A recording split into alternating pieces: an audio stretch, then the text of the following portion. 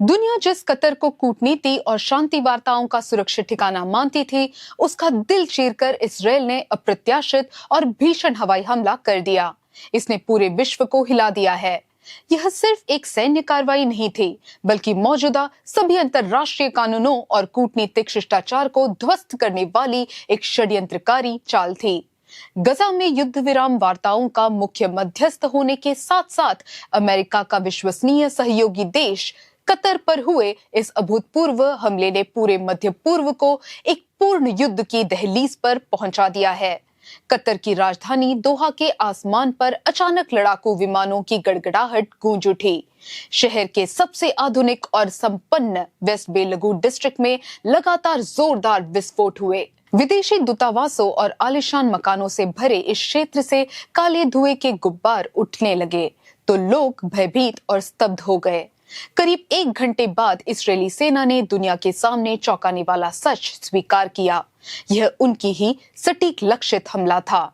Summit of fire नामक इस अभियान में 15 से अधिक युद्धक विमान शामिल थे। लंबी दूरी तय करने के लिए इन विमानों को हवा में ही ईंधन भरा दिया गया। रडार से बच निकलने वाली अत्याधुनिक मिसाइलों से तेज गति से केवल एक ही लक्ष्य को निशाना बनाया गया। वह लक्ष्य था हमास की शीर्ष राजनीतिक नेतृत्व की दोहा स्थित शरण स्थली। हमले का मुख्य उद्देश्य हमास के राजनीतिक नेतृत्व को पूरी तरह समाप्त करना था, जिसमें मुख्य वार्ताकार खलील अल हया और वेस्ट बैंक के नेता सहेर जबर्रिन भी शामिल थे। लेकिन कतर और हमास की आधिकारिक प्रतिक्रियाओं से साफ हुआ कि मिशन पूरी तरह सफल नहीं हुआ। खलील अल हया चमत्कारिक रूप से बच निकले, फिर भी हमला विनाशकारी था। खलील अल हया के बेटे और कार्यालय निदेशक हमाम सहित हमास के 5 प्रमुख कार्यकर्ता मारे गए।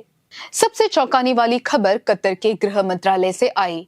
हमले में एक कतरी सुरक्षा अधिकारी की मौत हो गई और कई लोग घायल हुए। अपने ही नागरिक की मौत ने कतर को गुस्से से भर दिया। इसराइल के प्रधानमंत्री बेंजामिन नेतन्याहू ने तुरंत हमले का औचित्य पेश किया। उन्होंने कहा कि यह हमला यरूशलेम के एक बस स्टॉप पर 6 इस्राएलियों की हत्या और गजा में 4 सैनिकों की मौत के जवाब में किया गया। उन्होंने चेतावनी दी, आतंकी नेताओं के लिए सुरक्षित ठिकानों का दौर खत्म हो चुका है। दुनिया के किसी भी कोने में हो, हम उन्हें ढूंढ निकालेंगे। इसके साथ ही गजा सिटी को पूरी तरह खाली करने का अल्टीमेटम देकर इसराइल ने संकेत दिया कि यह एक बड़े युद्ध की शुरुआत है। कतर के प्रधानमंत्री शेख मोहम्मद बिन अब्दुल रहमान अल थनी ने इस हमले को कायरता से भरा आतंकी कृत्य बताया। उन्होंने कहा कि ये उनकी गरिमा पर सीधा हमला है और इसका जवाब देने का अधिकार कतर को है।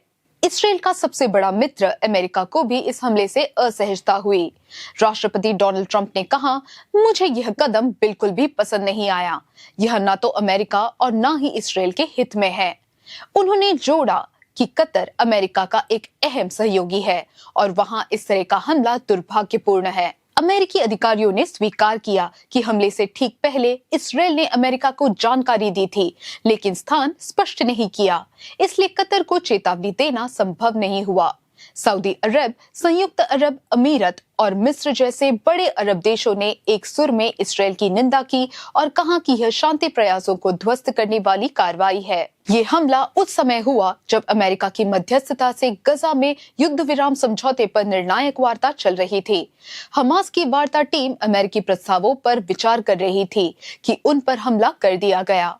हमास ने आरोप लगाया कि इससे साफ है इसराइल शांति वार्ता के प्रति ईमानदार नहीं है। नतीजन महीनों की कोशिश एक ही दिन में ढह गई। अब दुनिया पूछ रही है, आगे क्या? कतर इस हमले का जवाब कैसे देगा? क्या गुस्साए अरब देश इसराइल के खिलाफ एकजुट होंगे? क्या नेतन्याहू अमेरिकी राष्ट्रपति की नाराजगी को नजरअंदाज कर अपने आक्रामक एजेंडे पर चलते रहेंगे? एक बात स्पष्ट है, दोहा में हुए धमाकों की गूंज ने न केवल मध्य पूर्व बल्कि पूरे विश्व को एक नए संघर्ष की दहलीज पर ले आई है। कूटनीति विफल हो चुकी है और अब डर है कि आगे बोलने का काम केवल बंदूकें करेंगी।